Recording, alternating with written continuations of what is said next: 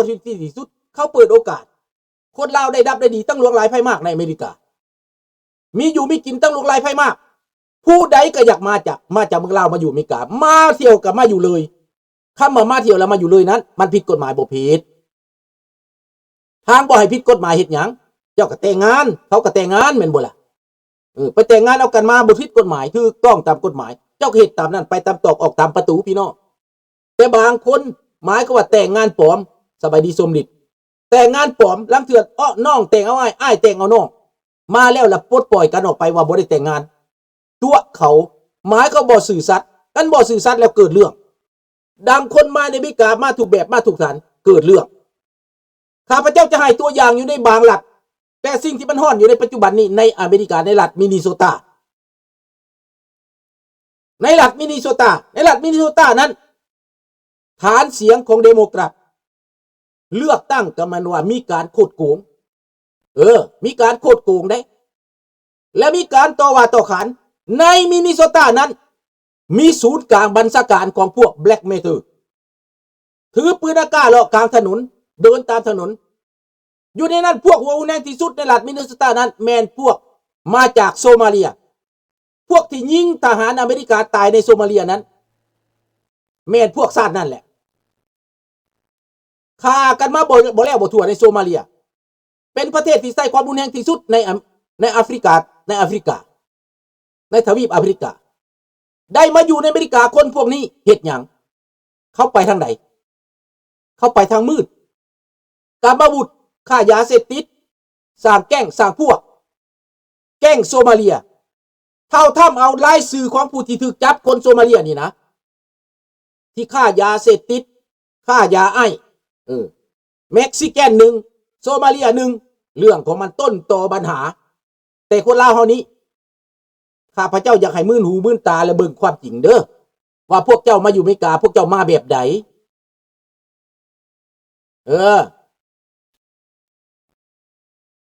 พวกเจ้ามาแบบใดพวกเจ้ามาอเมริกาถ้าพวกเจ้ามาแบบลี่ซ่อนปนตูพวกเจ้าก็ต้องอาศัยคนลาวที่ได้มาก่อนแต่พวกเจ้าอย่าลืมบุญคุณเด้เขาแต่งงานเอาแล้วได้อยู่แล้วนะและพวกเจ้ามาทำลายเขาดูถูกเขาเยาะเย้ยเขาถากถางเขาทิ่มเขาบ่มีบุญมีคุณเนรคุณอันนั้นกับกรรมพวกเจ้าเองแต่งงานเขาห้องว่าบลังนะมาริยาชบลังนะหมายเขาว่าขี้ตัวนะเฟกมาริยาชนะพวกเจ้าก็ต้องรับกรรมและอันนั้นรับกรรมเด้ออย่าสิว่าบ่รับกรรมในรับกรรมที่เขาส่งเมื่อก็เป็นอันนั้นแหละส่วนหลายแม่นอันนั้นและก็คดีอาญาคริมิเนลฆ่ายาเสพติดฆ่าคนหรือทำบุดีมันจะเกิดเรื่องในมินนิโซตานี้พวกนี้มันปั่นพวกเซนาเตอร์พวกเดโมแครตอยู่เบื้องหลังและกับผู้หนุนกองกำลังแท้ๆมันแบล็กเมทัลเคยสร้างปัญหาแล้วเคยสร้างปัญหาสมัยถ้ำทบิตจะเป็นพวกนี้แหละประท้วงทั่วแคลิฟอร์เนียแบล็กเมทัลนี่แหละสร้างเกาติดตลอดเวลาต่อต้านถืออาวุธถามเบิกประเทศใดที่โตเลเรให้เจ้าถืออาวุธอเมริกาโตเลเรสุดเขายังบ่ไปจับเขายังบ่ทันยิงเขายังบ่ทันลายและส่งคนมาประท้วงส่งคนมาคัดขวางเจ้าหน้าที่ถ้าเจ้าอยู่บ้านแล้วล่ะเจ้าสิตายบ่ยากแต่มันมีเรื่องเพราะว่านูนหลังทางการเมืองถ้าถ้ำก็ต้องไล่ไปคอยแต่ถ้ำถามกาเวอร์เนอร์เฮ็ดหยังอยู่จังบ่ทันรักษาความสงบเซนาเตอร์เฮ็ดหยังอยู่จังบ่สร้างความสงบเจ้าหน้าที่ตำรวจอยู่เมืองไหนเฮ็ดหยังอยู่จังบ่สร้างความสงบซ้ำมาน้ำเจ้าหน้าที่มาคัดขวางพวกตำรวจไอ้ซ้ำอีกสิมายิงตำรวจไอ้ซ้ำอีกนี่เพราะว่าคัดขวางเจ้าหน้าที่รัฐบาลกลางเจ้าหน้าที่เมืองเจ้าหน้าที่แขวงบ่หัวมือเพราะว่ามีกองโจรอยู่นุนหลังกองทัพมืดเขาห้องกองทัพมืดกองทัพเถื่อนนั่นก็เป็นแบล็กเมทัลนั่นแหละข้าพเจ้าสิส่งให้พวกท่านเห็นก็ได้ว่าแบล็กเมทัลมันเว้าหยังข้าพเจ้าเข้าไปบึงเขาเป็นรัฐบาลหนึ่งได้แบล็กเมทัลรัฐบาลเถื่อนรัฐบาลมืดได้มีเงินหนุนหลังจากพรรคการเมืองได้ประกอบอาวุธในเมืองนั้นประชาชนลี่หัวอยู่ย่านเขาได้และพวกแก๊งโซมาเลียนี้ ตำรวจอเมริกาจับเรื่องค่ายาเสพติดเรื่องฆ่าคนเรื่องทำผิดนะประมาณ400เคสพี่น้อง400เคสที่เขาจับเข้าคุกไม่ตัวหัวแนงแต่ละคนประวัติติดคุกบ่ถึง20เถื่อกับว่าหลายตึบ10เถื่อ20เถื่อเข้าคุกพวกนั้นปล่อยออกมาคือเก่าเขาไปหาแก๊งอันเก่าและคนลาวเขามีบอกเขาไปในนั้นมีมันกระรอดกระลอเข้าไปม่งก็มีลาวก็มีเวียดนามก็มีเข้าไปอยู่ในหันเพราะว่ามันมีคนดีคนบ่ดีในโลกนี้ในโลกนี้มีคนหมักไปทางดีและทางบ่ดีเรื่องการเมืองก็คือกันเรื่องการบ้านก็คือกันสบายดีเบิดทุกท่านเด้อ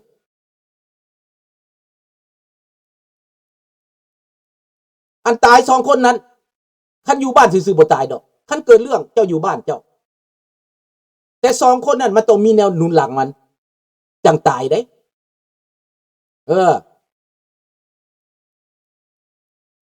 ดังนั้นมันตายย้อนว่าเป็นหยังมันต้องมีอยู่เบื้องหลังมันเป็นหยังมันเป็นการเมือง Black Panther นั่นแหละ Civil Rights นั่นแหละกรุ๊ปนั่นแหละเขาตั้งขึ้นมา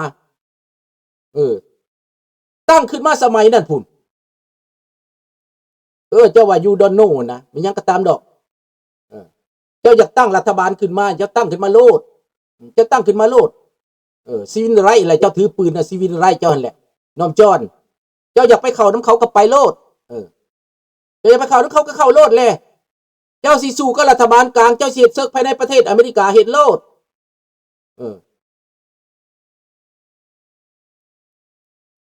เจ้าเก่งเจ้าเห็นโลดนะจะไม่เป็นเขาโลดเด้อเจ้าไปน้ำเขาเดียวก็ตายน้ำเขานั่นแหละไปน้องจอนเจ้าสิว่าข่อยบูฮู้บ่ข่อยฟังข่าวทุกมื้อเอ็กซิสแต่เขาบ่ได้ถือปืนถืออาวุธจะมาเก่งข่าเจ้าบ่ได้มาปลุกปั่นให้คนมาฆ่ากันคู่มือนี่เขากำลังปลุกปั่นอเมริกาน่ะเขามีกฎหมายอันเดียวกันนะเจ้าสิว่าข่อยบูฮู้บ่ข่อยบ่ได้โง่ปานนั้นเด้อน้องจอนเด้อจะไปเบิ่งโลดพวกแบล็กนี่นะถือปืนนะทหารบางคนก็ถือปืนเข้าไปอยู่ในแก๊งอันนั้นน่ะจะไปเบิ่งโลดเจ้าอยากเข้าทางนั้นเจ้าก็ไปแล้วน้องจอนเจ้าอยากเป็นเขาเจ้าก็เป็นบ่ได้ยากหยังไปเข้าโลดไปประกาศตัวโลดเด้อให้เจ้าไปประกาศตัวโลดไปเป็นแบล็กแพนเตอร์นํเขาได้แหละไปซีวินไรท์ซีวินไรท์เจ้าหั่นนะเขาเอาคนที่บ่ถือกฎหมายเมืองอันนั้นบ่ซีวินไรท์ซีวินไรท์เจ้าบ่หั่นน่ะแม่นค่อยเบิ่งในสภาในบ่อนเขาเถียงกันน่ะค่อยเบิ่งอีดำมันเถียงน่ะจัดเจ้าเถียงเก่งเจ้าเว้าเก่งมันเป็นความเถื่อนเด้อันนั้นน่ะและเจ้าทีมโทษใส่ตาถ้ำแล้วบ่ได้ไปไล่จับคนเด้เขาแต่งให้ไปกวดจับคนพวกไอ้เขาแต่งตั้งขึ้นมาเจ้าเป็นผู้แต่งตั้งขัดขวางผู้หนึ่งไปเฮ็ดเวียกผู้หนึ่งขัดขวางตำรวจสิไปจับโจรเจ้าขัดขวางไว้จะเอาการเมืองมาใส่ข่อยก็บ่ได้โง่ดอกเกิดเป็นคนน่ะค่อยอ่านได้เบิดภาษาอังกฤษก็ฟังเป็นหมดเจ้าสิว่าร้องก็เรื่องของเจ้าเจ้าว่าร้องก็ขึ้นมาดีเบตกันติอย่างหยังน้องจอนติดหน้าเปิดหน้ารถมาดีเบตกันโลดเด้อคันเจ้าว่าข่อยว่าร้องนั่นน่ะในอเมริกานี่เจ้าอยากตั้งปืนเถื่อนก็ได้เจ้าอยากตั้งกองทัพเถื่อนก็ได้ตั้งโลดคันซั่นข่อยก็สิไปตั้งได้ข่อยสิไปตั้งแล้วก็จะไปจี้เอาเงินได้ก็สิไปจี้เอาเงินแล้วก็สิเฮ็ดทำท่าว่าปกป้องอพยพปกป้องผู้อพยพบ่มีอันน่ะบ่มีใบประกาศบ่มีหนังสือเอาอยู่เมืองไทยซะเนาะเอาอยู่เมืองไทยไปตั้งตำรวจเถื่อนขึ้นมาได้อยู่ได้บ่ตั้งกองปืนเถื่อนขึ้นมาอยู่ได้บ่คันผู้ท่านไปผู้ใดอยากเป็นหยังประกาศโตขึ้นมาโลดเห็นบ่ซีวินไรท์ว่าซั่นคันอยู่เมืองลาวก็ไปประกาศโตที่ซีวินไรท์ที่ซั่นไปเฮ็ดที่จ้ะเจ้าเฮ็ดได้บ่เจ้าด่าอยู่นี่ค่อยก็สิอัดปากเจ้าไว้ซะแล้วนอนจอดคันเจ้าคันมาเถียงอยู่นี่มาเสียประโยชน์ในการเว้าเด้อขอโทษเด้อนอนจอนเด้อเพราะว่าเจ้าบ่แม่นชื่อจริงเจ้าบ่แม่นชื่อแท้ค่อยจะขอโทษเด้อค่อยบล็อกเจ้าเด้อนอนจอนเด้อตั้งแต่นี้ไป you not welcome here โอเคเจ้า not welcome here เจ้าอย่าว่าเรื่องถ้ำของเจ้ามีหยังก็อย่าเด้อเจ้าอยากต้านถ้ำเจ้าต้านได้แต่เจ้าว่าอีโยนี่นั่นนี่ขอโทษนำเจ้าคันว่าถ้ำอีโยเนี่ยเจ้าแห่งปากเสร็จหูขี้เจ้าหั่นน่ะโทษเด้อจบ ดังนั้นพี่น้องนี่แหละเห็นบอกคนลาวก็เป็นน้ำเขานะไปเป็นน้ำเขาเสียเขาสุกเสียเขาสารพี่น้องไปเป็นเครื่องมือเขาบ่แม่นบักกันวันนี้บ่แม่นบักกันตุล้อบ่นี่นะพี่น้องเห็นบ่ถ้ามันบักตุล้อก็เป็นบักเสือพี่น้องเอ้ยคนพวกนี้นะมันคล้ายๆกันแม่นบ่บางรัฐกฎหมายรัฐอนุญาตในการครอบครองปืนได้บัตถุรัฐครอบครองได้อเมริกาแต่บ่ได้หมายความว่าเจ้าจะตั้งเป็นกองโจรได้เขาให้ถือปืนเจ้าก็ต้องเข้าใจว่าถือปืนแม่นหยังถือปืนปกป้องตัวเองได้แต่มันบ่ถือปืนไปลูกลานได้อย่าเข้าใจผิดเด้ออเมริกาได้บางเทื่อปืนนั่นแหละเฮ็ดให้เจ้าตายได้นะบ่พอมันกวนสมาธิเวลาลุงเว้าคนบ่มีเหตุมีผลหลายลุงก็บ่ได้ปล่อยได้มีหรือบ่มีก็บ่ได้มีความสำคัญกับเฮามันบ่ได้มีความดีความงามกับเฮาประเภทนั้นน่ะแม่นบ่จะปล่อยมันไปทำไมอเมริกาซอยเลือดทั่วโลกซอยเหลือทั่วโลกและงบประมาณให้ปราบยาเสพติดทั่วโลกแต่เขาบ่ได้ไปปราบได้แล้วเขาไปเฮ็ดอีกตื่มประเทศจีนก็ได้งบประมาณปราบยาเสพติดแต่ไปแล้วมันก็ผลิตตับเฟนตานินมาให้เห็นบ่เดี๋ยวจะเว้าถึงจีนเป้าหมายของเขาคือทำลายคนอเมริกาสร้างความแตกแยกในอเมริกาผู้อยู่เบื้องหลังแม่นการเมืองในปัจจุบันนี้มันสู้บ่ได้ทางการเมืองในเวทีแท้ๆสู้โดนัลด์ทรัมป์บ่ได้มันจึงพยายามลอบกัดแต่ละหลักสร้างแกล้งสร้างกกแต่ละเพื่อคะแนนเสียงในอนาคตข้างหน้าเพื่อการเลือกตั้งสร้างให้มีการฆ่ากันตายหลายๆจะได้มีการเลือกเจ้าตาย2คนคนพวกนี้ตาย2คนถามว่าคนติดยาเสพติดเป็นหมื่นเป็นแสนแต่ละมื้อเจ้าเอาตัวใดตายซากกับตายไวตายต่อหน้าตายเจ้าหาเรื่องตายเจ้าหาเหตุข้าพเจ้าว่าในไห่เจ้ามันมีหญ้าในนาเจ้ามันมีหญ้าเนาะหญ้าบ่ดีพี่น้องลกทิ่มบ่อามิโกลกทิ่มอยู่บ่ในนาหญ้าบ่ดีหญ้าเหือแม่แหละอย่าไปเสียเวลากับมันนี่แหละพี่น้องดังนั้นในอเมริกานี่ข้าพเจ้าเห็นแหละเห็นคักแน่ข้าพเจ้าไปเบิ่งคืออาวุธมีกองบังเกอร์ฮู้จักคนเฮือนฮอดบ้านอยู่ไสอยู่มินนิโซตาอยู่มินาโปลิสพวกดำพวกนี้เป็นแก๊งเป็นกองร้อยเป็นกองพันถือปืนยางตามถนนสิหายิงคนผู้ใดบ่ไปทางตูสิยิงทิ่มอเมริกาได้นี่นะโดนัลด์ทรัมป์แล้วก็ตั้งคำถามว่าเกเวอร์เนอร์มันเฮ็ดหยังอยู่เห็นบ่ล่ะเจ้าเมืองเฮ็ดหยังอยู่เจ้าแขวงเฮ็ดหยังอยู่เขาถามเด้ และเขาถามอีกถ้าบ่มีความสงบเขาสิส่งรัฐบาลกลางทหารรัฐบาลกลางมารัฐนั่นบ่ต้องการให้ส่งมาพอตัวเองบ่อยากให้มีหรือย่านมันเห็นความจริงอยู่เบื้องหลังคือยาเสพติดอยู่เบื้องหลังคือตำรวจมืดอยู่เบื้องหลังคือเป็นความมืดเบิด